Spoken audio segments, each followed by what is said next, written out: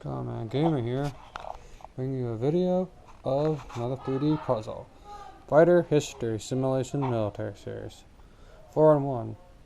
I built all these jets, these aircrafts. This Newport 17, the P-51D Mustang, the F-4 Phantom, the Sikorsky 37, nicknamed Su-37. Okay, show you what I built. Starting with, here's the instructions. Right there, Newport 17. See that there, there, and there, and there. And look over here. I'm gonna put this up on my wall. Look, Newport 17. The French Air Force. It was used by the Allied forces too. This was used by the Allies too. The P-51 Mustang. The Sikorsky. That's English. Su-37 Terminator. That's not Latin. That's English. China. What the heck were you doing? This is English. That's Russian. This is English, not Latin. It just said in English. Alright, oh, it made a test flight in April 1996. Wow, this jet's turning 20 this year. Hard to believe that, wow. More jet, the F-4 Phantom. This jet's over 50. The U.S. Air Force is still using this today for like remote control. Kind of like a drone. But it used to be a mainline fighter for a while, but now it's just used for like remote control. It's like a drone. Not really used as much anymore. Okay, I'll show you the instructions. That's how you built them all. You built that today, this today, that today, and that today.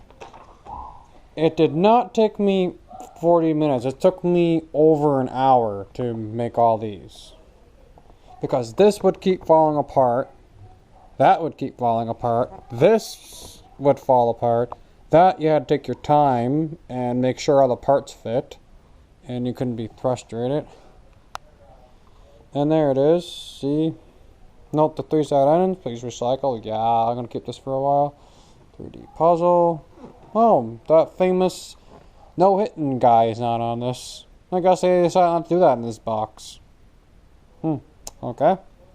Alright, let's look at the World War I planes, shall we? There it is. Newport 17. There's the machine gun. Those were prone to jamming, so you had to like hit it a lot. This really looks like a World War I plane. This plane came out late in the war. The first year it was made was 1917. 1917 it was a prototype, then it got put into service in January 1918. So it was very late. It was made out of metal, mostly out of metal. The only canvas that was on there was the landing gear and the propeller, but everything else was all metal at this point because the metal was harder to shoot down. And see the wings were swept back a little bit to make it more aerodynamic. This was the fastest. This was the fastest Allied biplane. And they had some planes too that were a bit faster. But this one was very maneuverable. They copied the Germans.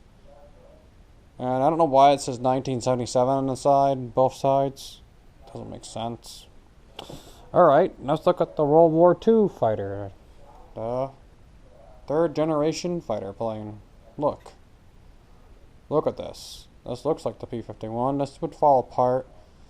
I have to be very careful of handling this. It could fall off. But look. Look at this plane. This nice World War II plane. P-51 Mustang. The fastest fighter. No, the most removable fighter of World War II. The fastest fighter plane was the Spitfire. This was the best fighter plane of World War II. You became an ace within one try of this jet. With this plane. And let's now go to this. This was a Vietnam War era jet. Oh, well, the landing gear fell off. That's nothing new. It always does that. This was the American Air Force favorite of the Vietnam War. Very good to handle, really good to maneuver. It's fast. Its main nemesis was the MiG-21. This was in service for a while, and the U.S. Air Force still uses it for drone testing. They use it up for a drone, and it would fly up as a drone against other fighter jets for training. This is like the aggressor, but there's no one inside, and they use missiles to test on it. And yes, some of them do get shot down, but there's no one on board. Most of the time they don't try to, they just have this aim at you, and if it aimed at you for a couple of seconds, you're a goner. Alright, now let's go with the most modern jet, the 4.5 generation to 5th generation fighter jet, the Su-37 Terminator, built by the Russians. This is one of my favorite Russian jets. Oh no, the landing gear's kind of falling off right there. It's kind of loose. Got it back on there. Sorry. See this? There's the jet intake. Looks like danger. There's the Russian Air Force with the red star. No, it doesn't mean they're communists. There's the star. And there's the other new star for the Russian Air Force, Russian Federation. See that star flying out there? Trying to show that's a Russian fighter jet. Looks like an F-18 Super Hornet. Except this has thrustering, which means it can do the cobra remover and do a backflip. And the landing gear is on. It can fall off easy. It's very delicate. It's very easy to fall apart, so you have to be careful of handling this. This was a very fun model to put together. I put it together, and this was my favorite to put together out of all of them, because this was the most easiest one to put together. Still, that some parts are loose. Might have to tape it in or glue it, but yeah. It was a very good model. It was very fun to build, and there's another 3D model I'm going to get. Will be the Terminator. The Transformer. I meant to say, sorry. Transformer is the last one out of this series, out of 5 boxes, which we'll make.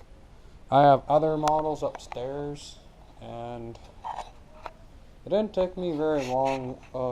It took me a couple of hours to build these, like an hour and a half to build all of them. It did not take me 40 minutes. It took me up to an hour to build all of those.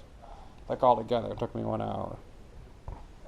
There's 4-in-1. This is a very good model, very good 3D set. You get a dollar store for only $3. I highly recommend you buying this. It's a really good decoration too, what they say in the box. Yeah. Colors may vary. Yeah, it kind of does. It says, test it to our good international standards. Country of origin, China. Yeah, you could tell because they made a typo. They consider English, they call it English Latin. That is not Latin. English came from German and some of it from French.